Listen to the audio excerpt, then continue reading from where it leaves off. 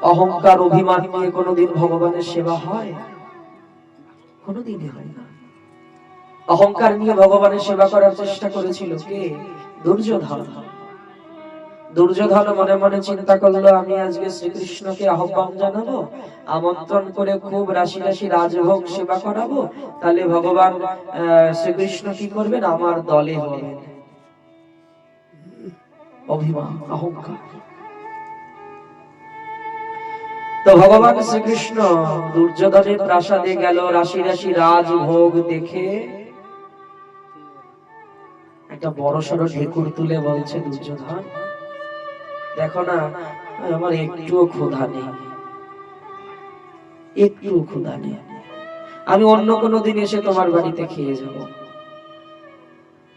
দুর্যোধন বলছেন, আপনার জন্য এত কিছু আয়োজন করলাম, 56 ব্যঞ্জন ইত্যাদি আয়োজন করলাম, আর আপনি বলছেন আপনার একটু ভোজনের ইচ্ছা নেই। বলছে, হ্যাঁ দেখো না, যত যদি ক্ষুধাই না থাকে তবে কি ভোজন করবো?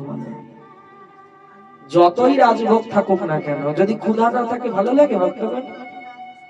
সামনে যত ভালো ভালোই দ্রব্য থাকুক না কেন, সামনে যত ভালো দ্রব্য থাকুক না কেন, যদি ক্ষুধা না থাকে তো কোনো খাবারই ভালো লাগে না। কিন্তু দেখুন, সেই রাজপ্রাসাদ থেকে বেরিয়ে ভগবানের এত ক্ষুধা পেল, এত ক্ষুধা পেল, খুঁজতে লাগলেন কোন ভক্তের কুটির। ভক্তের কুটির খুঁজতে লাগলেন।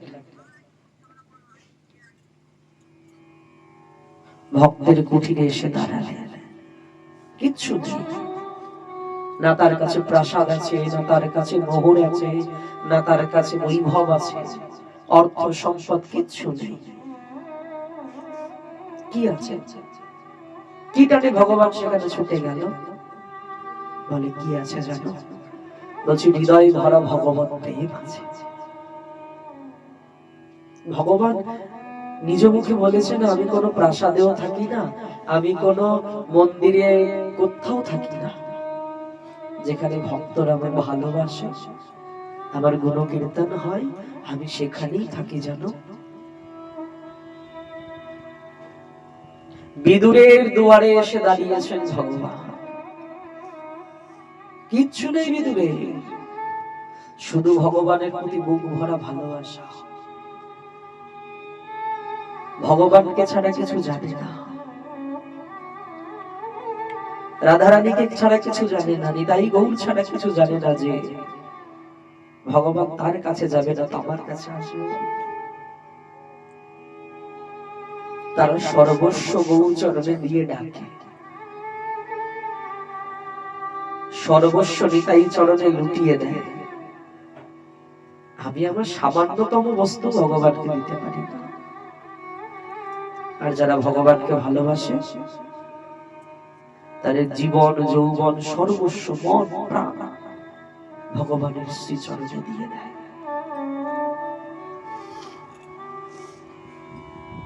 প্রেম সে বলো।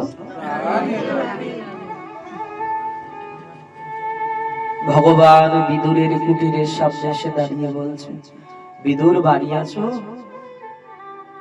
বিদুর ঘর নিয়ে এসে কুটিরের দরজা খুলে দেখে অখিল ব্রহ্মাণ্ড নায়ক অনাদির আদি গোবিন্দ,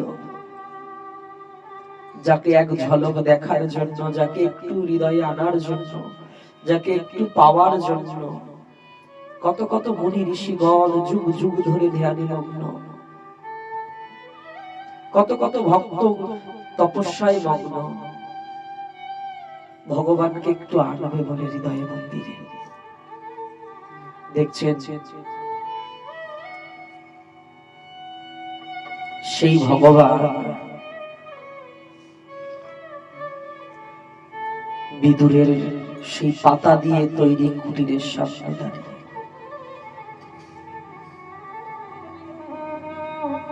বিদুর ঘর নিয়ে ভগবানকে দেখি এত এত আপ্লুত হয়ে পড়ল, তাকে পাদ্য দেবে, অর্ঘ্য দেবে না, পুষ্প মালিকা পড়াবে না, আরতি করবে না, বন্দন করবে না, প্রণাম করবে, কিছু বুঝে উঠতে পারছে না।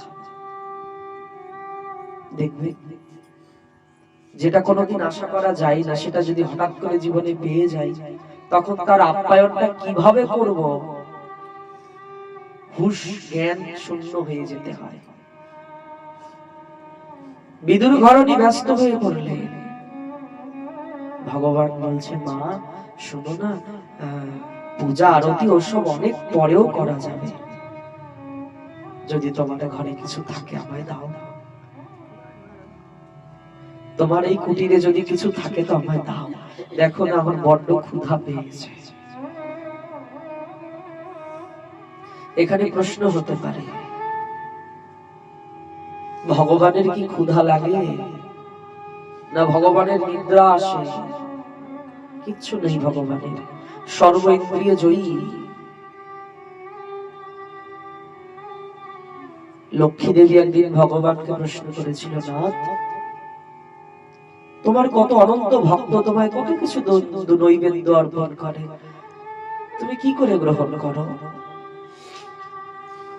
বলে, শোনো দেবী, আমার তো ক্ষুধা বলতে কিছু নেই, কিন্তু জানো যখন কোন ভক্ত না কোন দ্রব্যের সহিত তার প্রেম মিশ্রিত করে, শুধু দ্রব্য দিলেই ভগবান নিয়ে নেবে তা নয়, শুধু 56 ব্যঞ্জন রন্ধন করলে ভগবানের সামনে দিয়ে দিলে নিয়ে নেবে তাও নয়, তখনই নেয় সেই বস্তুটার সঙ্গে যখন হৃদয়ের প্রেম মিশ্রিত হয়, দুফোঁটা চোখের জল মেশানো হয়। কিন্তু দুর্ভাগ্য কি দেখো, সে জায়গাতেই পিছিয়ে পড়ে গেলাম। ভগবানের প্রতি প্রেম নেই, ভগবানকে ভালোবাসতে পারি না। অমূল্য সম্পদ ভালোবাসা জগৎকে দিয়ে শেষ করে দিয়েছি, ভগবানকে দেবার মতো কিচ্ছু রাখি না। কিন্তু এই ভালোবাসা এই পর্যন্ত যাকে যাকে দিলাম, সেখান থেকে আঘাত ছাড়া জীবনে তো কিছু পাইও না। কিন্তু ভালোবাসা যাকে দেওয়া উচিত ছিল ভগবান, সেখানে দিতে পারি না।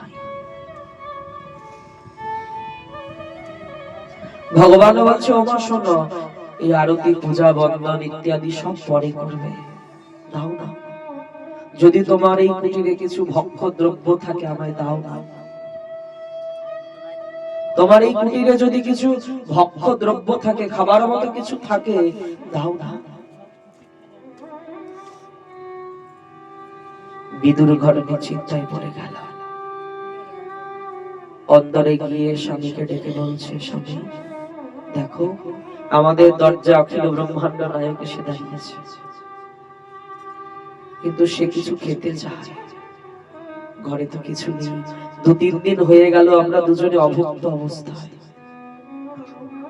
2-3 দিন হয়ে গেল আমরা দুজনে কিছু আহারও করি না, এমতো অবস্থায় দেখো ভগবান শ্রীকৃষ্ণ এসে দাঁড়িয়েছে, কি দেব বলো?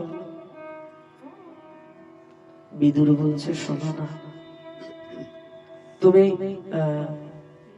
আর একবার যাও না, ভগবানের ইচ্ছাতে সবকিছু হয়। শুকনো নদীতে জলে পরিপূর্ণ হতে পারে, পরিপূর্ণ নদী শুকিয়ে যেতে পারে, তুমি যাও আর একবার একটু কুটিরে একটু খুঁজে দেখো না, যদি কিছু পাও। বিদুর ঘরিণী ভগবানকে স্মরণ করে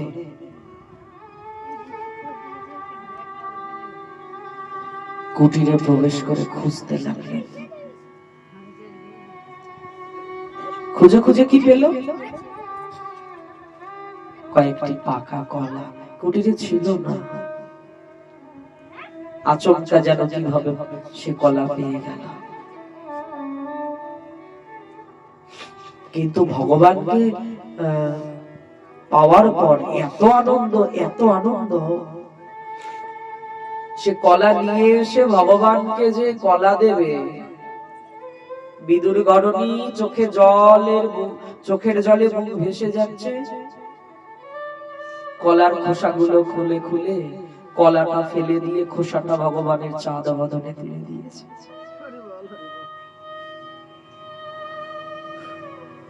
আচ্ছা, ভগবান কি দেখে না যে বিদুর ঘরণী আমাকে কলা না দিয়ে কলার খোসা দিল?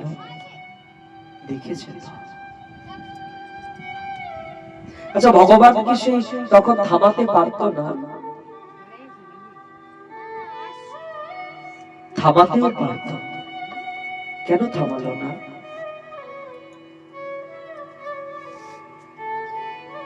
ভগবান মনে মনে চিন্তা করলো, যদি আমি এখন থামিয়ে দেই, ও যে ভাবে বিভোর হয়ে আমাকে এই প্রেম মিশ্রিত করে দিচ্ছে, সেই প্রেম আমি আর পাবো না। এই প্রেম পেতে হলে আমার এই কলার খোসাই খেতে হবে,